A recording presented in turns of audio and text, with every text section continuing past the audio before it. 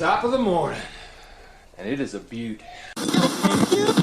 And the hope of the Irish as the future champion of the world. A podcast is kind of like it's like a radio show that's not on the radio. Welcome to the Barry J. McDonald podcast. The place where dreams get dusted off and acted on. Because life is too short. We're living on a rock that's flying through space, and hey, what the hell else were you going to do with yourself here? Hi, this is Barry here, and you are very, very welcome to today's podcast episode. Now, today I want to talk about it's not where you start, it's where you finish. Now, some of us, unfortunately, believe that, when we start at a certain point in the world or in our life, that, our destination is already kind of preordained. We can only go in a certain direction. We can only achieve a certain amount, or we can only do certain things. Some of us believe, well, if we're born in a certain country, it means we can only do certain things. If we're born in a certain body, that means we can only do certain things. If we're a particular sex, if no one in our family has ever been a writer, well, that means I can't be a writer. If no one in our family has ever been a blogger, again, I can't be a blogger. If no one has ever been a podcaster, if no one has ever had a YouTube channel, if no one has ever had an online business in our family, well, that means, I'll never be like that. I'll never have those things because I have this start in life. This is where I am right now. This is the hand of cards I've been given, and this is the game that I need to play. But I'd argue that your starting point has absolutely nothing to do with where you will finish up. You'll read sometimes some great inspirational stories about someone who's been homeless, who has completely turned their life around and has become a millionaire or a billionaire. Again, you'll find people maybe who have the best hand in life, or maybe their father was an author and they go into the writing game and suddenly they don't make it. So I would argue that, wherever you are right now, it doesn't preordain or say that you are only going to reach certain destinations. The destination you will reach or the things that you will achieve is totally up to you.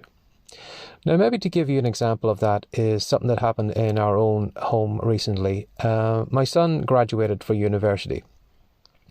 Now, my son, I thought, not putting my son down, he's great, but I never thought he would ever go to university. I would never thought he would go to further education because his start, unfortunately, wasn't the best of starts when it came to school.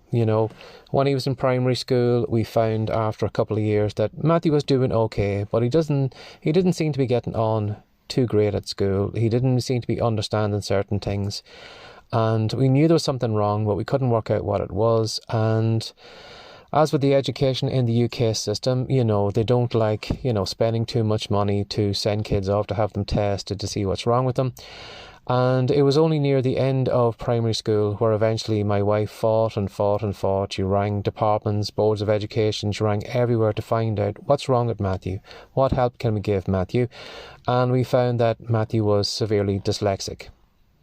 Now, what we found later on, which really broke my heart when I thought about it, was the fact that when I used to maybe do a reading book with him at night time, the first couple of times he would have difficulty reading the book, and then after a while I would find he could read the book. But what I didn't realise was that, I thought, well, he's picking up what I'm reading, he's learning the words, now he knows how to read the book. But what I didn't realise was that Matthew wasn't actually reading the book, he was actually memorising the book. And every page I would flip over, he had memorised the words on that page and he could just give them back to me. Now that really broke my heart, but it also made me realise how amazing it is. Someone who is severely dyslexic can disguise their dyslexia like that they kind of, fall onto another talent or they cope with it in a different way. The fact that he could actually memorise a reading book really kind of blew me away.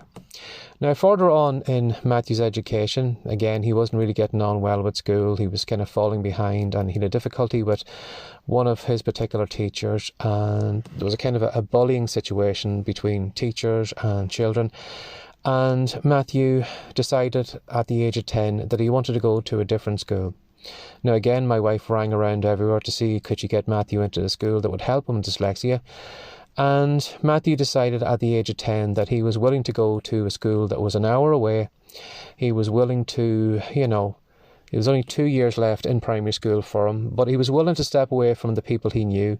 He was willing to go to a new school, meet new friends, into a completely new atmosphere, and travel up and down in a taxi every day to this school for his education. Now again, that really blew me away, that, when I put myself in his shoes, could I at the age of 10, know that I wasn't getting the best education in the school and be willing to give up everything, even though I hated the school, but at least it was something that I was familiar with.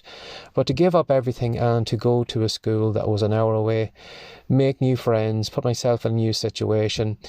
And when I was thinking about it, I didn't think I could do it at that age. So the fact that Matthew actually did it, again, totally blew me away with what he was able to do. Now, from that, Matthew got about I think over a year or so in that school, but unfortunately, funding ran out from the Education Board and he had to go back to his primary school again. But again, he was back to the same primary school, back to the same kids who bullied him, but thankfully he wasn't there for too long before he went into secondary school. So it was only really in secondary school that, Matthew kind of found his feet. But again, he had difficulty fitting into secondary school, and unfortunately he went through a phase where he developed OCD, and again, it was a heartbreaking moment because what Matthew went through was that for the longest time he was obsessed with cleanliness and obsessed with washing his hands. And even in our home, it had angered me at the start when I seen him, not touching doorknobs in our house, and, maybe pulling the sleeve of his jumper down so he could grab the doorknob and, open the door. And, I used to, because I was always cleaning the house, it wasn't that the house was a dirty house. And I thought this was a reflection on me, but I didn't realise at the time, again, I was stupidly, as a parent, I don't know how I didn't see it, but I didn't realise that Matthew had this coping mechanism of OCD, of always washing his hands. And again, it came to a heartbreaking moment where, Matthew's hands were washed so many times that they were just blistering, they were just cracking. His hands were just completely red raw, and he used to have to put moisturiser cream on his hands every day just to keep them right. But again, thankfully, we got through that part. But again, it was to do with everything that had gone through in primary school. It was only kind of manifesting in secondary school. But in secondary school, Matthew kind of pulled his socks up. He, finished secondary school. He didn't, get any, he wasn't a shiny example, but he did okay. And then Matthew decided he was going to go to the local tech. He wanted to better himself. He wanted to do more. So he done a couple of classes in the tech. And then eventually he decided he was going to university and he was going to study business in university. Now again, when he said that to me, I said to myself, Matthew, you think this is right for you? Again, I wasn't putting him down. I was kind of looking back at his journey so far, all the trouble he had in school and with education and with dyslexia and everything. And, I should have been his greatest cheerleader, but I doubted him. I said, Matthew, do you really think you can do this? Will you be happy doing it? And I have to say, he really, really shone. He really showed me what he could do. And in the 4 years or so that he was at university, he really threw himself into his work. He would do all his assignments. He was constantly, pushing himself and doing more and more that he could. And eventually it came to the point there last weekend where he graduated. And he qualified. I'm probably maybe just losing my words a little bit because I'm breaking up a little bit, kind of thinking about how far he's come and the fact that he had, graduated from university. So there over the weekend, me and a very, very proud mum went to see a photographer.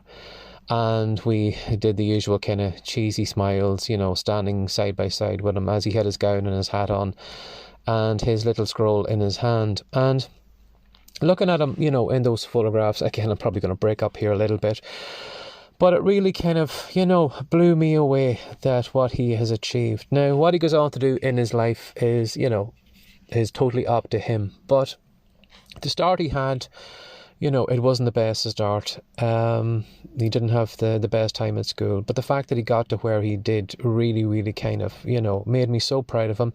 And also kind of, reinforced the point, where, it's not where you start, it's where you end up.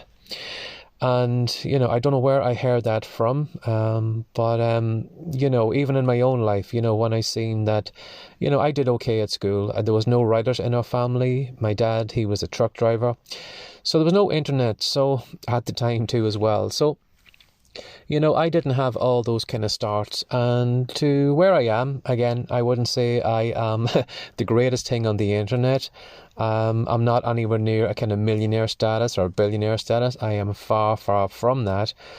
But, when I look at what I've done, I've written children's books, I've written adult romance books, I have blogged, I've TikToked, I've podcasted, I've done all those things at the age of 50.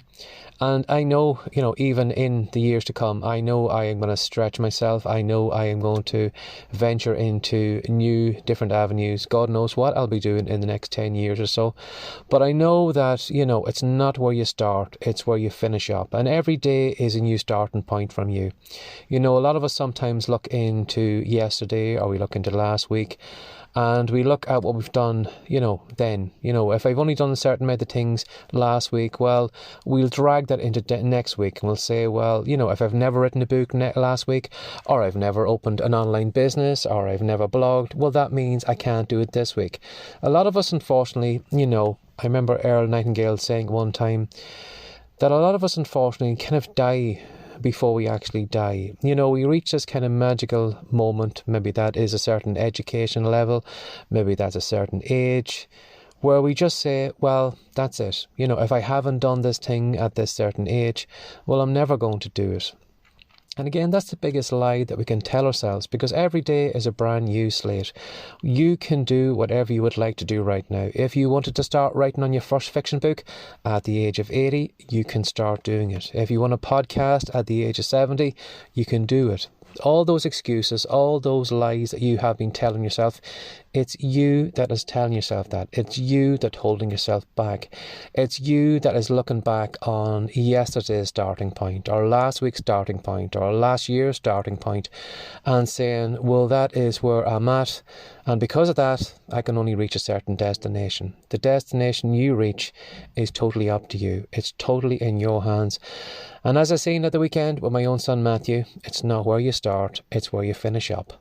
Have a lovely day. Bye-bye. Before you go, Barry wants to show you how you can use the power of stories to sell more of your products and services.